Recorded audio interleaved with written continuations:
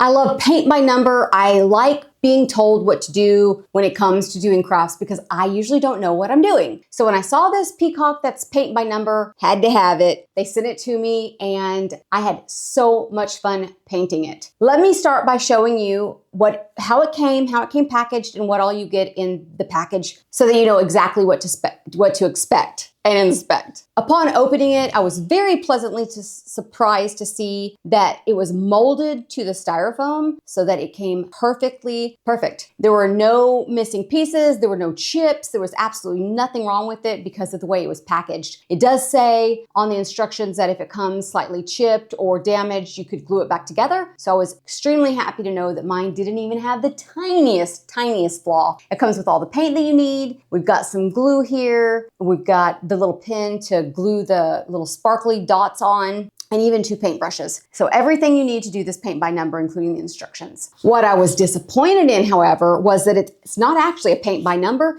and the instructions are not really that helpful. It gives a sort of guideline on what to paint and how to paint it. You have basically 3 to choose from, and it gives some mixing, the ratios of mixing some paint, 10 to half to 1. You only get these little tiny vials. They come out in drops. Half of a drop, unless you know how to mix paint, that part is a little bit confusing. Fortunately, I did have a little bit of experience mixing paint because I do mix my watercolor paints, but I still didn't love that aspect of it. It didn't come with a mixer. So if you're wanting to mix the colors to go with the instructions, then you're gonna need something to mix them on. It did not come with anything for that. So that is one thing you should be aware of if you go this route. That being said, I loved everything else about it. As I mentioned, it came, I'm gonna show you my finished creation in just a moment. As I said, it came completely perfect. It's my first time painting something of this nature. I have done some paint by numbers. What I've never done is a porcelain painting of any kind. I mean, you get the little ones from the Dollar Tree or Walmart and it comes in a package of 4 and everyone paints. I've done those with the kids. But as far as something this detailed and this elaborate, I've never done anything, and it was really fun. I wish that it was paint by number because when it got down to the smaller detailed parts, I wasn't sure exactly what to do, how to go there, what am I supposed to do with this and that. And in just a moment, I'll show you exactly what I mean by that. But it was still a lot of fun. Here is my finished creation. Is there more I could do to perfect it? Probably. Can you spend hours perfecting something like this? Absolutely. When it was all white, I didn't know where we were going with this, but now that it's painted, it's very cute.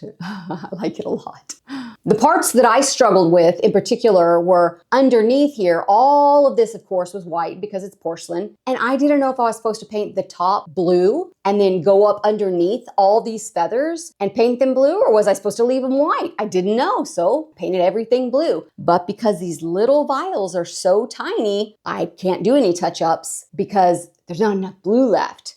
Is this perfect? Am I a perfect painter? No, you're probably seeing flaws. I don't look that hard at my stuff because I want to enjoy it the way it is. Don't bother pointing out my flaws in the comments because I don't care. What happened here, why this is brown and then black, is because you're supposed to mix to make the brown. But then when I came to it the next day, I was like, oh, let me finish painting it. The reason I stopped painting is because I ran out of the blue I ran out of the brown that I had mixed. And now it's half black and half brown. But that's fine, actually. I like it. I like it anyway. It's a little glossy. The non-mixed kind was way more glossy, but still, I like it. I just realized I missed a leg. I missed the bird's leg! Oh, how could I? How could I? I give it green eyes. And you could really do whatever you wanted with your head. There weren't really that good of instructions. You can really see all the little feathers and it's just so fun. Another thing you can do with these big feathers back here, the picture showed outlining them in yellow. I found that impossible to do. And let me show you where I started and just couldn't. I didn't know whether I should paint everything blue and then go over and do the red dots. So what I did is down here where they wouldn't be seen quite as much,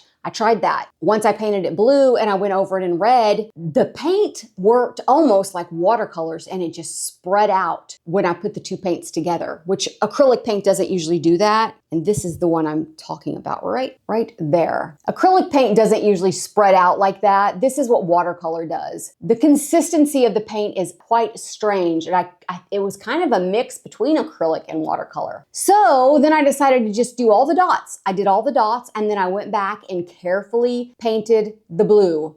And let me tell you, that was time consuming. And then when it came time to do more of the yellow, I was like, nah, pass, not gonna do that.